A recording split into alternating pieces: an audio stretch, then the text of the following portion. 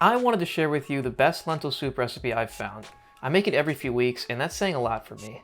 It's by Kenji on Serious Eats, and it's a wonderful way to get healthy veggies and legumes, which are high in fiber and plant protein. But best of all, it's actually delicious. What sets this recipe apart is the gremolata. It's a classic Italian condiment that's absolutely delicious. Mince up a quarter cup of parsley, zest 1 lemon, and mince a few tablespoons of garlic. Combine in a bowl with a few tablespoons of good olive oil and set aside. Now for the veggies. Finely chop up 1 whole leek. And this is important. Check under the outer layers for sand or dirt and rinse them off. Then finely chop 1 medium yellow onion. Next, chop up 3 stalks of celery. I like to use this technique where I split them so I can easily slice them into small pieces after. Finally, to complete our collection, peel and dice 1 carrot.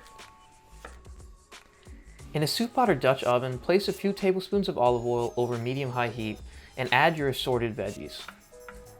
Let them soften for a few minutes, stirring often, and then add half of your gremolata and 1 pound of dry lentils. Stir to combine and then add 2 quarts of homemade stock and a bay leaf. Here's a video I made to show how to make delicious stock at home.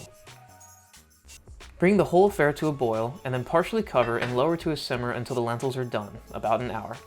Be sure to remove your bay leaf before you use an immersion blender to blend about half of the lentils. This gives the soup more body and thickens it. Finally, but very importantly, we need to taste for seasoning.